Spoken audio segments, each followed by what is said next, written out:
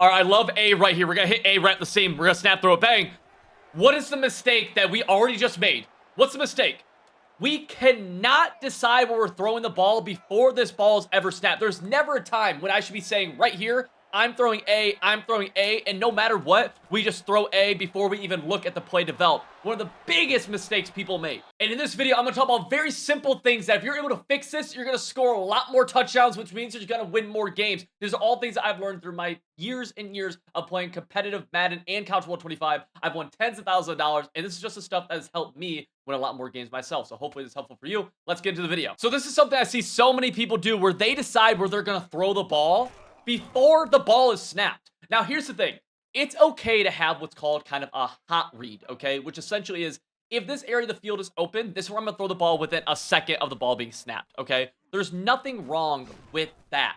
But what there is wrong, or what there is something wrong with, is the idea of, no matter what, I'm hitting Y right here, and I've already decided that. What you should do is, within the first second of a play, before the ball is snapped, you should have an idea of where you want to throw the ball immediately. This is your first read. So for me, my first read might be this Y wide receiver right here on this drag. I love those being my first read. Where if this area of the field's open, I'm going to hit him quick. But if he's not there, we have to have the discipline to say, I need to move my eyes, okay? So we're going to pretend right here, no matter if he's open or not, we're just going to pretend that he's not open. And I'm going to put a little bit more of a route combo on the field. Okay, this works. Okay, why? Oh, he's not there, not there. Okay, I'm moving to whatever my next read might be, which in that case was the speed out. You have to get good at doing this because if you're staring down one receiver, you're missing a lot of open receivers, right? Right there, I didn't love what I saw. We're going to go to the speed out, juke, and we're able to do something. We cannot, under any circumstances, predetermine where we're throwing the ball. We have an idea, but we can't just say, oh, I'm throwing it here no matter what. Let me show you another example of this. This happens a ton on, like, halfback flat routes, where the first place I'm looking here is my halfback. But that doesn't mean no matter what I'm throwing my halfback, right? In this situation, he was there, so we're able to hit him for a short gain. Wasn't the best gain ever, but you get the idea. If he's not there, your first read, right? Whatever that might be, something that you could throw quick, we have to move our eyes. Oh, he's not there? We're moving. We're going back in the middle. Bang. And our receiver just ate some popcorn, so, you know, whatever. Boom, not there. Don't love it. Okay, we're going middle. Okay, he was there by a step. I need you to hold on to the ball, brother. You guys get the idea, though. Let's go here again. Oh, we actually have a step. Boom. Cool. That's what it should look like. Identify if your first read is there, if that read you think is going to be open pre-snap, and then if he is, hit him, and if he's not, we have to move off of him, right? We got screamed at. Can I hit this over route in the middle, please? One time for the video.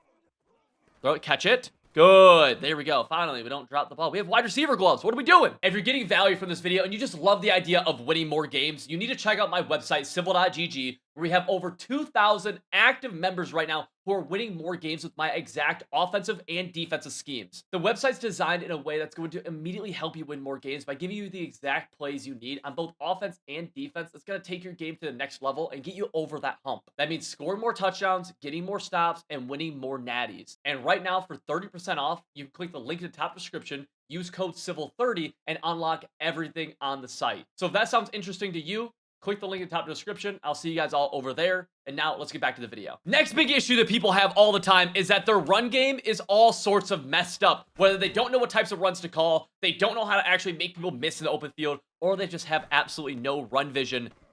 I want to talk about all of this stuff. This is going to be a run game guide overview, whatever you want to call it. So first and foremost, number one thing we got to keep in mind is that the right trigger here, this is R2 on PlayStation, should only be used when we're actually trying to hit the open field, okay? And what I mean by that is that when you're behind the line of scrimmage, unless you've decided that you're sprinting to the sideline, we just want to use the left stick, and then when we decide to hit that sideline, we're going to hold turbo, okay? Turbo's going to make sheds happen faster. The defense is actually going to get off their blocks faster. It's the way the game is coded.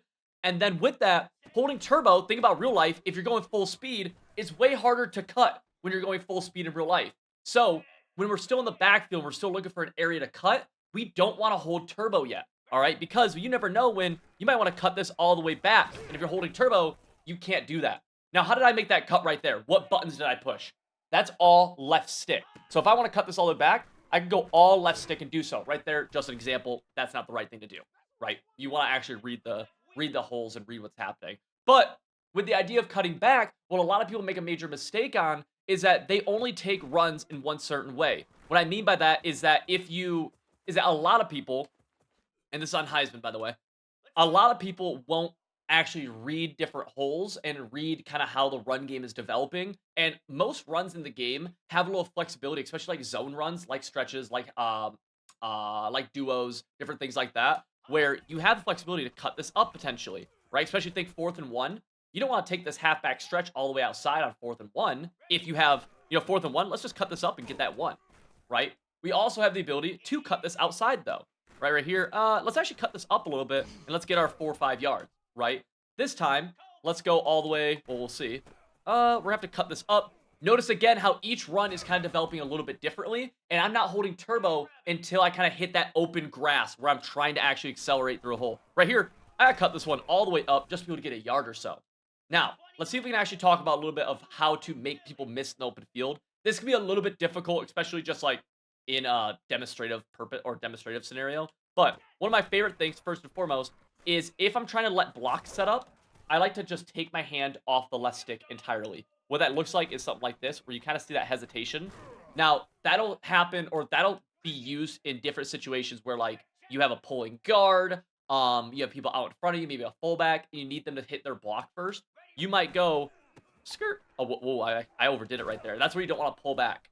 What you might do is just let on the left stick a little bit and let those blocks kind of develop for a second. Let's see it right here. I'm holding turbo. Boom. You kind of see the little hezzy. That can also help with manipulating the defense's pursuit angles. So there's that little thing. Next thing is I love the B spin. So like that spin right there, that's just B or circle, no turbo. I love that spin. It's a very, very good spin when you have someone head on with you. Let's see right here. We got tackled. Using ball carrier moves in this type of setting can be tough sometimes. All right, let's go here again. Bang, we're here. Now I'm gonna hold right trigger and I'm gonna spin like that with the left stick and B or circle. Holding right trigger is gonna give you more of a directional spin. So again, B or circle is gonna let you spin, and then more of a directional one when you hold right trigger. So let's spin all the way back to the grass.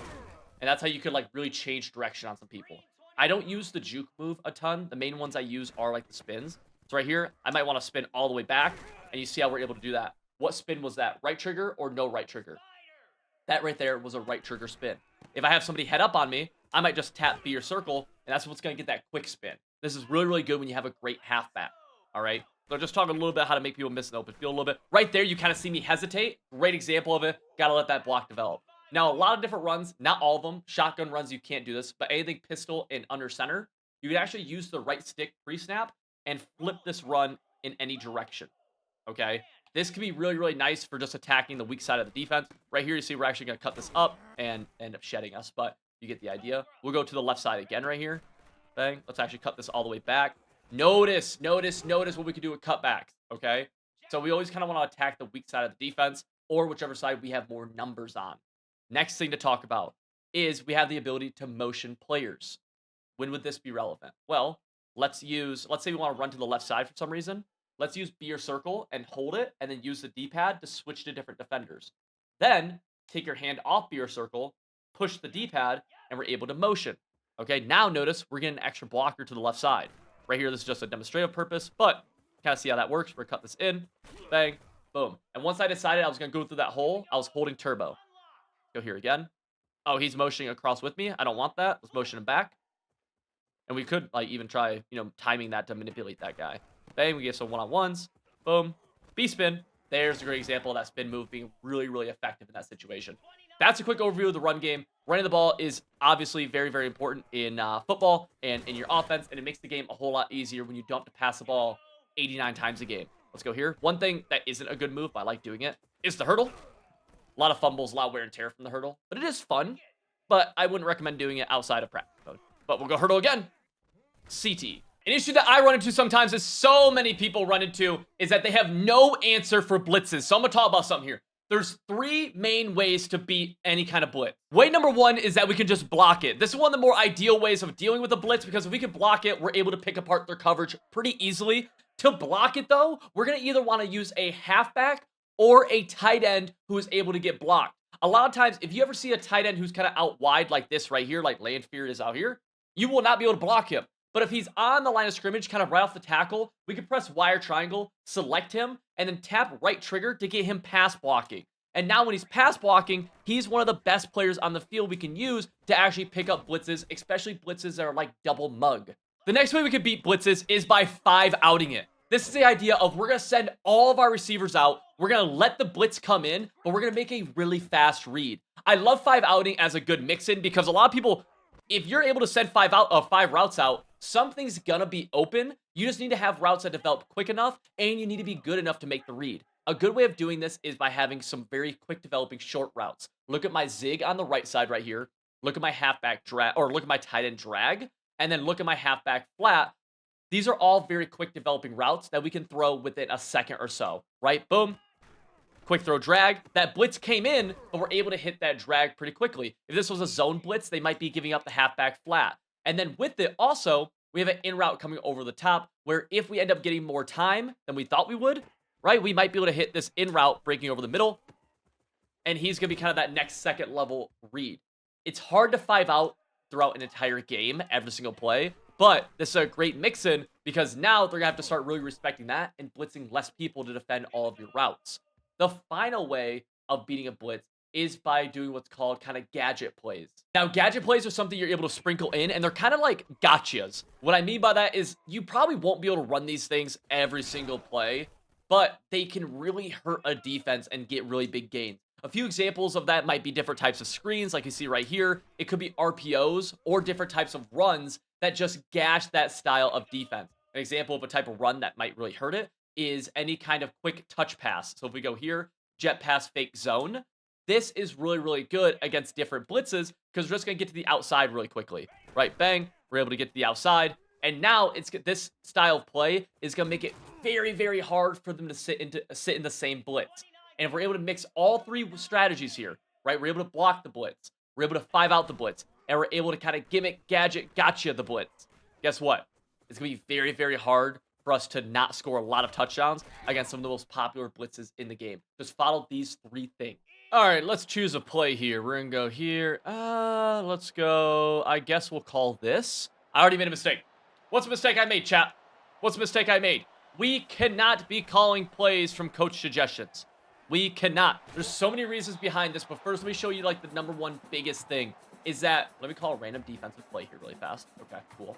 When we call from coach suggestions, this just calls from a random assortment of plays that's kind of based on down and distance. It's not super game situational in terms of like clock management wise, but down and distance it is. And these are all random and don't complement each other at all. Whereas if we tap right bumper and right bumper, we can choose plays based off of formation. The reason I prefer this so much more is that what we're able to do inside of a formation is actually start building a scheme out of it, right? Or at least what I would call like a mini scheme, where we have numerous plays all from the very same look. So the defense is always caught off guard. And on top of that, when we start building the scheme out, we'll start calling a lot of the same plays, which means we'll get better at running those plays. Notice right now I'm in the gun tight Y off. On 2nd and 10, I call it inside zone. But now on 3rd and 8, I might call red zone scissors. From the defense's point of view, you would never know what I'm calling here, right? Because you just like, you don't know, like everything looks the same. So right there, we're able to call this play. We got shedded super fast right there. And now I'm going to go to tight end corner. Okay, and again, I'm just calling random defensive plays here. You know, maybe I do something like this, where, you know, we set up a little flood concept to the right. Defense has no idea, right? They have no idea what my actual play call is here. And, you know, we'll just hit this little return route in the middle. Cool. You want to run plays from similar formations and from the same looks so that you're always able to keep the defense off guard and they're never able to hone in. When you just call plays at random, one, it's easier to kind of hone in on those plays, especially if you kind of call like the same plays out of the same formation, right? If there's like one play you really like out of this formation and one play you really like out of this formation, it becomes easier to hone in on. And then two, it's harder for you to get good at a play if you're only calling it once a game and kind of randomly. Whereas if you call this pass play, let's call it red zone scissors, and you call this 3 times every game, you're going to get pretty good at calling this play. And so when you run it, you're going to be able to run it at a pretty high level to where you're always gaining positive yardage, right? And that's a big deal.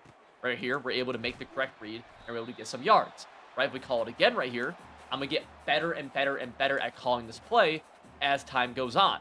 Makes sense, right? Whereas if you're calling plays at random, you're not going to get better and better. Now this time, I'm able to hit this. Oh, wow. Well, if you miss the throw, you're done. It doesn't matter. You're screwed anyways. But you kind of see the idea. Defense never knows what to expect, and you're able to take advantage of that. You can have a few different formations inside of a playbook that you like, And with those few different formations, you can build an entire scheme out of your playbook. Okay? Let's say I also really like the gun Y-off trio. Well, then that's something else I could call, and we're able to run this sometimes if we want to. We could also have a bunch of plays out of this, or a few, and just like that, we have a full scheme kind of developing right here. It makes scoring touchdowns a whole lot easier. You want to do that. Don't call plays out of coach suggestion. Stop. If you enjoyed this video, make sure you check out my website, civil.gg, linked in the top of the description, and using code CIVIL30, you'll get 30% off everything you need to start winning more games today. Link to that, top of the description. See you guys over there.